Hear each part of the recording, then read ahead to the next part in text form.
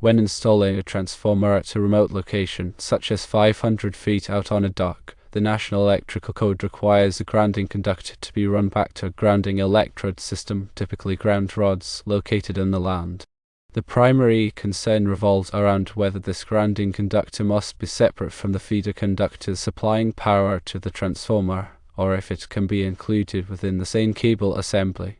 According to standard electrical practices and the NEC, the grounding conductor is permitted to be run within the same cable or raceway as the feeder conductors.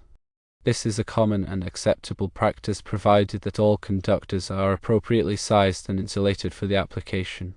There are several factors to consider when implementing this configuration. Firstly, the size of the grounding conductor must be adequate to handle any potential fault current. The NEC specifies requirements for grounding conductor sizing based on the size of the ungrounded conductors in the feeder. Refer to NEC Table 250.122 to determine the minimum size of the equipment grounding conductor based on the overcurrent protective device protecting the feeder conductors. Secondly, the grounding conductor must be properly identified. For insulated grounding conductors of size 6 AWG and smaller, the insulation must be green or green with one or more yellow stripes. For larger conductors, the insulation can be bare, or if insulated, it must be marked with green tape or paint at the termination points. Thirdly, the cable or raceway containing the feeder and grounding conductors must be suitable for the environment in which it is installed.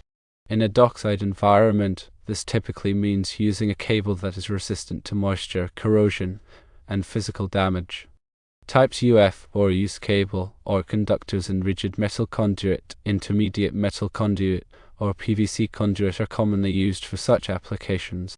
Fourthly, all connections must be made securely and in accordance with the NEC. This includes using appropriate connectors and ensuring that all terminations are properly tightened and protected from corrosion. Grounding is a critical aspect of electrical safety. It provides a low impedance path for fault current to return to the source, which helps to quickly trip over current protective devices, such as circuit breakers or fuses, thereby minimizing the risk of electric shock and equipment damage. The grounding electrode system, which typically consists of one or more ground rods driven into the earth, provides a connection to the earth, which helps to stabilize the voltage of the electrical system and provides a reference point for grounding.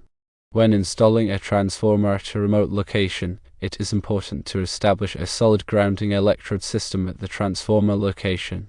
This is typically achieved by driving one or more ground rods into the earth near the transformer and connecting them to the transformer's grounding terminals with a grounding electrode conductor. The grounding electrode conductor must be sized in accordance with NEC Table 250.66.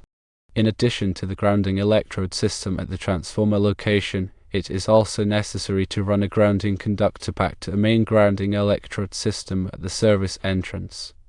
This grounding conductor, often referred to as the equipment grounding conductor, provides a low impedance path for fault current to return to the source, ensuring that overcurrent protective devices will trip quickly in the event of a fault.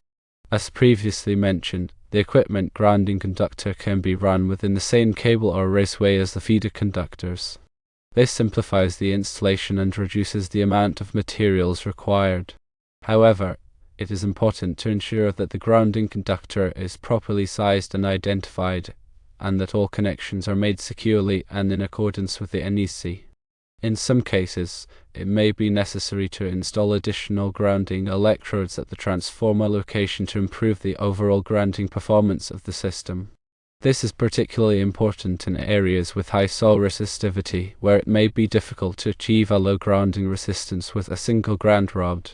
The NEC provides guidelines for determining the number and spacing of ground rods required to achieve a desired grounding resistance. When working with electrical systems, it is always important to follow safe work practices and to comply with all applicable codes and standards. This includes wearing appropriate personal protective equipment, such as gloves and safety glasses, and ensuring that all electrical equipment is properly de-energized before working on it. It is also important to have a thorough understanding of the NEC and other relevant electrical codes and standards.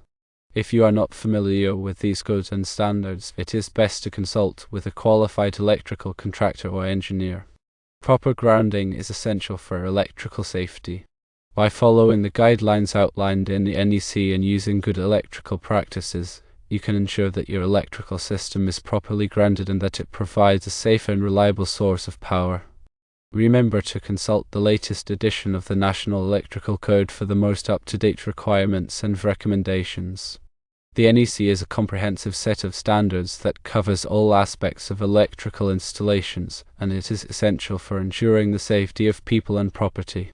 In summary, for a transformer located 500 feet out on a dock, the grounding conductor can indeed be run in the same cable as the feeder conductors supplying power to the transformer, provided that the installation complies with all applicable requirements of the National Electrical Code. This includes proper sizing and identification of the grounding conductor, the use of suitable cable or raceway for the environment, secure connections, and the establishment of a grounding electrode system at the transformer location.